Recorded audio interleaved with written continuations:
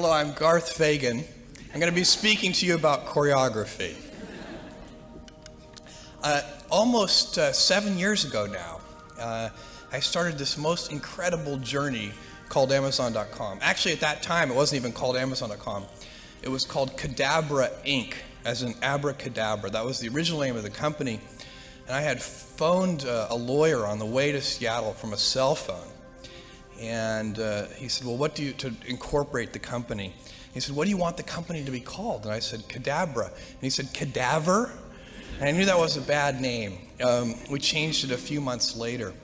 The wake-up call that led to starting Amazon.com was finding that web usage in the spring of 1994 was growing at 2,300% a year. And things just do not grow that fast.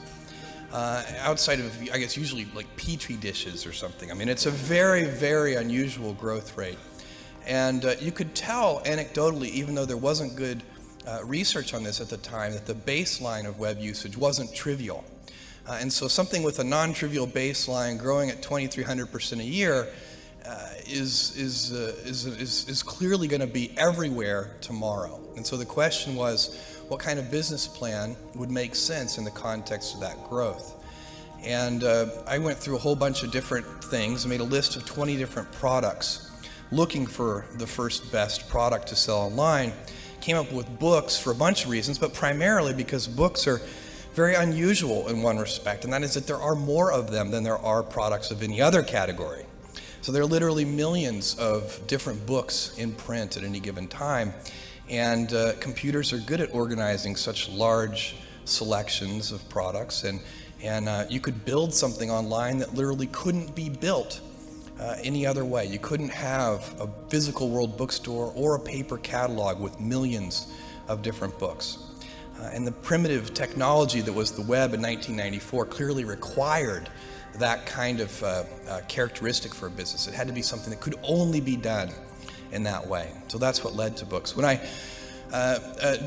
decided to do this, I first talked to my wife, who is sitting here in the audience, and she had married a relatively stable, goofy, but still relatively stable person working at a Wall Street firm. I worked at a quantitative hedge fund, and this was a hard decision. And I was looking for the right framework in which to make that kind of important decision.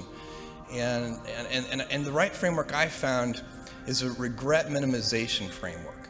And so that's just a nerdy way of saying that you want to project yourself to age 80, and then think back over your life. And if you're 80, what are you want to minimize the number of regrets you have throughout that period of time. I think this is something a lot of people do, maybe subconsciously. Very few people probably name it regret minimization framework, because most people are healthier than that. But it was a very clear way for me to think about making that kind of life decision. And the way it helped was, I thought, okay, if I go do this thing and participate in this thing called the internet that I genuinely believe is going to be a big deal, and if I fail, am I going to regret having tried and failed? And I knew the answer to that was no. But I also knew that if I didn't try, that I would always regret that. I would always wonder, and it would haunt me until that mythical day, which I actually hope will come. My wife is trying to get me to eat better.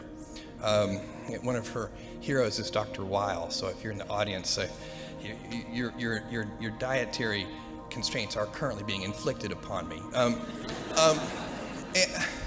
But I suspect it may help me over the long term.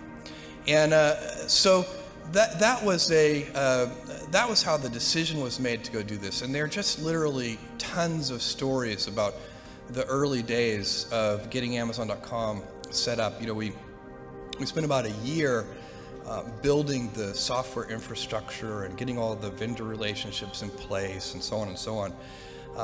The day before we were ready to launch the store in July of 1995, one of the software engineers, we were looking at our little 400 square foot distribution center, And I remember very clearly this person looked at this. 400 square feet is about the size of a one-car garage. So it was a kind of a toy distribution center, and although there were real software systems behind it.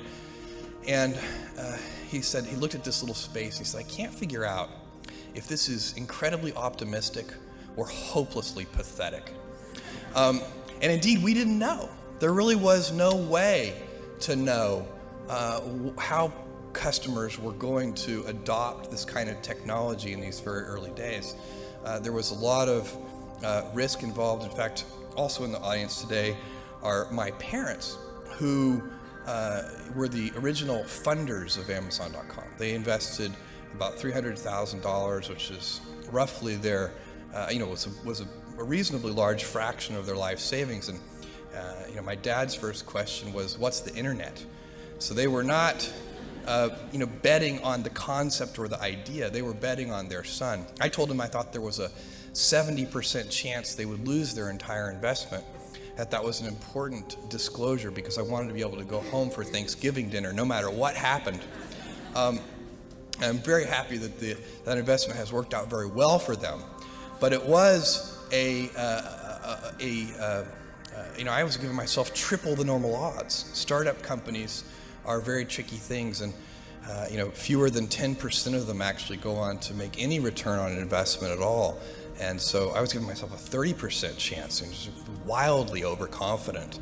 But things actually worked out. The planets aligned in those early days, and startup companies need early planetary alignment because there are so many things that can go wrong. And when we launched that store in July of 1995, we were shocked at the customer response. Literally in the first 30 days, we had orders from all 50 states and 45 different countries. And we were woefully unprepared from an operational point of view to handle that kind of volume. And in fact, we quickly expanded. We talked to our landlord, and we expanded into a 2,000 square foot basement warehouse space. It had 6-foot ceilings. One of our 10 employees was 6'2". He went around like this the whole time, and we were doing our day jobs, which might have been computer programming and all the different things that 10 people will do in a little tiny startup company, and then we would spend all afternoon and into the wee hours of the morning packing up the orders and shipping them out. I would drive these things to UPS, and so we'd get the last one, and we'd wait to the last second. I'd get to UPS, and I'd sort of bang on the glass door that was closed, and they always would take pity on me and sort of open up and let us ship things late. We had so many orders that we weren't ready for that we had no real organization in our distribution centers at all. In fact, we were packing on our hands and knees on a hard concrete floor, and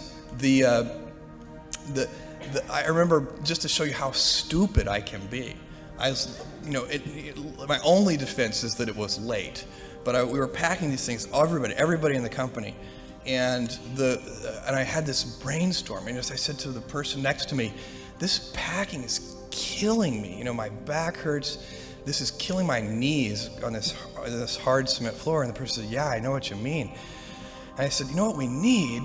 This is my brilliant insight. We need knee pads." I was very serious. And this person looked at me like I was the stupidest person they'd ever seen. They're like, "I'm working for this person. This is great." And said, "What we need is packing tables." And I looked at this person, and I thought that was the smartest idea I'd ever heard. The next day we got packing tables, and I think we doubled our productivity. That early stage, by the way, of Amazon.com, where we were so unprepared, is probably one of the luckiest things that ever happened to us, because it formed a culture of customer service in every department in the company, every single person in the company, because we had to work with our hands so close to the customers, making sure those orders went out, really set up a culture that served us well. And that is our goal, to be Earth's most customer-centric company.